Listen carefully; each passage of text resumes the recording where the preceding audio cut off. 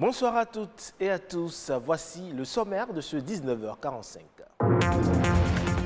Plus question de sortir sans porter son masque. Les forces de l'ordre veillent désormais au grain. Le contrôle se fait de façon systématique. Le constat est à suivre.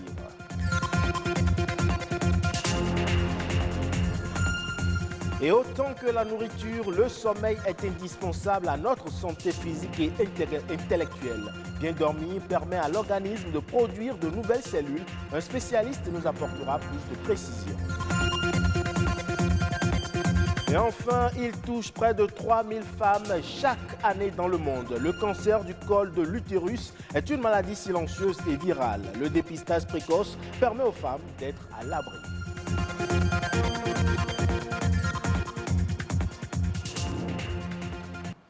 À nouveau, bonsoir. Et je le disais donc, dans le cadre de la lutte contre la propagation de la Covid-19, le gouvernement a rendu obligatoire le port du masque sur toute l'étendue du territoire national depuis le mardi 28 avril dernier. Face à la résistance de certains citoyens à respecter cette mesure, la police républicaine prend désormais ses responsabilités. Ainsi, des agents sont à l'œuvre sur le terrain pour obliger au respect de la mesure. Une de nos équipes est allée faire le constat. Suivez ici le reportage de Edwige Agossou et Aurélie Sauton.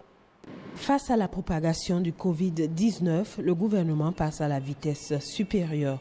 Partout dans le pays, le port systématique des masques est désormais exigé, une mesure qu'accompagne rigoureusement la police républicaine.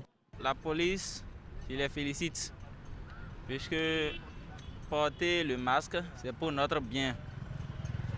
Non seulement pour nous protéger contre le coronavirus, ça nous fait d'autres biens aussi. Moi, je trouve que la police fait un bon travail, un très bon travail même. Le travail que fait la police est à saluer. C'est parce qu'elles veulent que nous soyons tous en vie.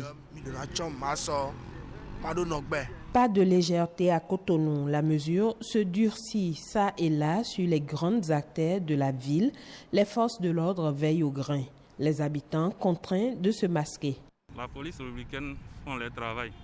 C'est une bonne chose ce qu'ils font. Sinon, bon, les Béninois sont un peu têtus. Donc, il faut un petit coup de bâton derrière nous avant d'accepter ce qu'on nous dit. Donc, je vois que c'est une bonne chose. Un policier ne va pas te voir avec ton cache-nez, va t'arrêter encore ou bien va t'embêter, non. Toutefois, quelques poches de résistance persistent. Des citoyens continuent de braver la mesure. Ils semblent ne pas mesurer l'ampleur du mal. Les gens pensent que c'est à cause de la police qu'il faut porter les masques, alors que ce n'est pas le cas. C'est pour notre santé. Ils ne veulent que notre bien. Les policiers font du bon boulot. Je les encourage à faire encore plus, car on dit que prévenir vaut mieux que guérir. La police ne baisse pas la garde. Elle compte amener de gré ou de force tout citoyen à mettre son masque. Et c'est l'une des nombreuses actions du gouvernement pour prévenir cette pandémie qui fait des ravages à travers le monde. Et on parle à présent de ce besoin vital, le sommeil qui est un état naturel récurrent de perte de conscience du monde extérieur. Dormir après une longue journée permet de récupérer, ainsi le manque de sommeil n'est pas sans conséquence pour la santé.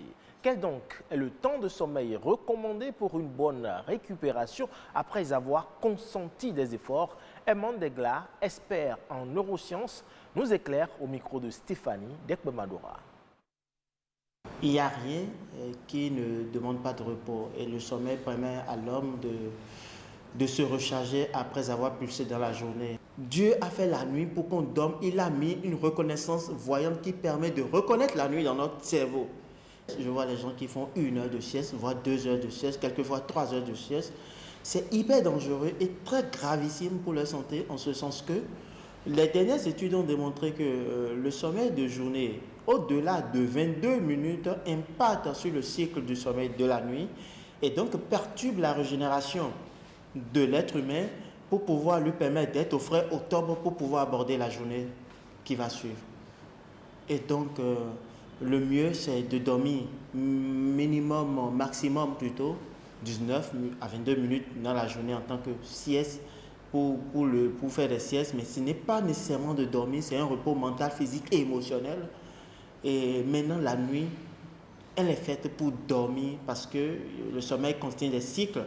Chaque cycle a un rôle et une fonction sur l'être humain. Chaque cycle dure aux alentours de 90 minutes. C'est pour ça, le sommeil pour un adulte, c'est minimum 7 heures, maximum c'est 9 heures. Pour un adolescent, 8h30 à 9 heures. Et pour un bébé, c'est 13 heures à 16 heures au maximum. Alors, les conséquences du manque de sommeil sont énormes, énormissimes, parce que c'est à terme, c'est ça qui génère réellement les problèmes de santé. Vous êtes fatigué tout le temps. Et si vous travaillez que vous êtes fatigué, vous avez l'impression de ne pas terminer les tâches qu'on vous donne en termes professionnels. Et du coup, la dépression va prendre son cours. Et bienvenue les problèmes de santé. Et si nous, on se prend des cafés et tout ce qui va nous tenir debout pour ne pas dormir la nuit, nous allons contrebalancer l'horloge biologique et il y aura la division des cellules, ce qui va entraîner plus tard le cancer. On parle du cancer du col de l'utérus qui fait partie des principaux cancers gynécologiques. Il tue des millions de femmes chaque année et le Bénin, malheureusement, n'y échappe pas. Cependant, le Bénin a pris des mesures pour renforcer le système de protection sanitaire des femmes afin de réduire le taux de prévalence sur le territoire. Qu'est-ce que le cancer du col de l'utérus et comment le traiter? Olivier Aklakou, Marianne Bossemede pour les détails. Le cancer du col, ça va être l'apparition au niveau du col de l'utérus de cellules qui vont se multiplier de façon anarchique et qui vont entraîner des conséquences graves sur l'organisme et qui peuvent entraîner la mort. Et sur 300 000 décès de femmes pour cause de cancer enregistrés en 2018 dans le monde, le cancer du col de l'utérus est responsable des 2/3 selon l'Organisation mondiale de la santé. Il est classé deuxième cause de mortalité chez la femme après le cancer du sein. Au Bénin, sur 4 300 cas de cancer, toutes formes confondues, enregistrés en 2018, le cancer du col de l'utérus représente 25% selon le ministère de la Santé. Le mal est dû à plusieurs facteurs. Le principal élément qui cause le cancer du col, c'est l'infection à un virus qu'on appelle le Human Papillomavirus. C'est un virus qui se contracte par les rapports sexuels. À côté de ça, le tabac aussi est un cofacteur important. Ces cellules cancéreuses, une fois installées, vont progresser de façon presque silencieuse vers le cancer. Pour qu'il apparaisse, ce sont des anomalies au niveau du col qui vont s'aggraver et qui, au bout de 10 à 15 ans, vont être appelés cancer. Mais en général, lorsqu'ils commencent à se manifester essentiellement par des saignements, à ce moment, en général, c'est souvent trop tard. Si l'alcoolisme et le tabagisme représentent des facteurs aggravants, ce ne sont pas les seuls facteurs prédisposants. C'est par exemple les personnes qui sont immunodéprimées, c'est-à-dire dont le système de défense de l'organisme ne fonctionne plus bien. Par exemple, les personnes vivant avec le VIH, dans certains diabètes. Que le cancer du col de l'utérus apparaisse tôt ou tardivement, la prise en charge n'est pas aisée. Les médecins recommandent un dépistage précoce. C'est difficile de le traiter, c'est beaucoup plus facile de le prévenir. Passé un certain stade, il ne va pas pouvoir être guéri. On va plutôt améliorer le confort de vie de la personne le temps qu'il lui reste à vivre. Et pour accompagner les agents de santé dans la lutte contre le fléau, le Bénin s'est doté d'un document stratégique de 100 pages qui fournit des informations utiles sur le cancer du col de l'utérus et d'autres cancers chez la femme. L'opérationnalisation de ce plan stratégique permettra dans les mois et années à venir aux autorités et acteurs sanitaires d'apporter l'assistance nécessaire aux populations béninoises afin de leur éviter autant que faire se peut ou de détecter à temps toute situation de cancer susceptible de leur être préjudiciable. Avec une bonne mise en application de ce plan stratégique, nous parviendrons à une réduction de 30% du taux de mortalité lié au cancer du col de l'utérus. Les femmes, quel que soit le âge, sont invitées à faire l'examen du frottis vaginal tous les 3 ans pour éviter toute complication. En nouvelle brève, à présent, les Nations Unies ont revu à la hausse les ambitions de l'appel lancé en mars dernier pour le plan actualisé de réponse humanitaire mondiale avec une rallonge de près de 3 000 milliards de francs CFA pour protéger des millions de vies et endiguer la propagation du coronavirus dans les pays fragiles. Ces fonds permettront de financer les opérations logistiques, mais aussi d'acheter de l'équipement médical, de fournir des points de lavage de mains ou de lancer des campagnes d'information sur le nouveau coronavirus. Ce nouvel appel fait suite à l'ajout de 9 autres pays aux 50 premiers bénéficiaires. Au nombre de ces nouveaux pays figurent 7 pays africains, dont le Bénin, Djibouti, Libéria, Mozambique, Sierra Leone, Togo et Zimbabwe. Au Sénégal, à présent, l'opération Pain Ramadan, initiée par le chef d'état-major général des armées, est en cours. En 10 jours d'action, pas moins de 7 000 familles militaires et civiles ont bénéficié de l'aide sociale. Une aide sociale mise en œuvre pour aussi protéger les populations contre la Covid-19. Lamine Touré de la RTS. Surtout pas de temps à perdre pour ces militaires boulangers. Ils font partie des unités déployées pour apporter une assistance aux familles des militaires. Le contexte de Ramadan, pandémie Covid-19 a fait bouger le commandement.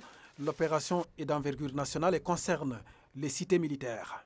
Du 24 avril au 3 mai 2020, soit 10 jours, le nombre de pains distribués aux 7150 familles est de 261 000. Du pain de bonne qualité avec parfois une dose de générosité pour ces familles. L'accessibilité a été organisée pour éviter les attroupements. Les boulangeries mobiles ont fait l'affaire. L'opération Pain Ramadan 2020 est une intention du chef d'état-major général des armées qui va marquer toute sa solidarité. Vraiment une solidarité sans réserve avec les familles qui observent le Ramadan en ce mois béni. Et ces familles-là, c'est des familles militaires, les militaires des armées, c'est des familles militaires, les militaires de la gendarmerie, c'est des familles militaires, les militaires des sapeurs-pompiers, mais également, ce qui est encore plus merveilleux, c'est des familles civiles qui vivent dans les cités militaires avec les familles militaires. Pain Ramadan, le nom de cette opération de bienfaisance, l'intendance des armées a fortement misé sur la logistique pour atteindre les objectifs. C'est un geste de solidarité, de partage et vraiment ce mois étant un mois de pardon. Ici à Bambilor, on a un effectif de 1247 familles. Oui, avec 2 unités mobiles de campagne qui nous font sortir 116 pains en 15 minutes. Le travail de fourniture de pain aux familles militaires va se poursuivre durant le mois et partout ailleurs au Sénégal. Et c'est tout pour ce 19h45. Merci pour votre aimable attention. À très bientôt.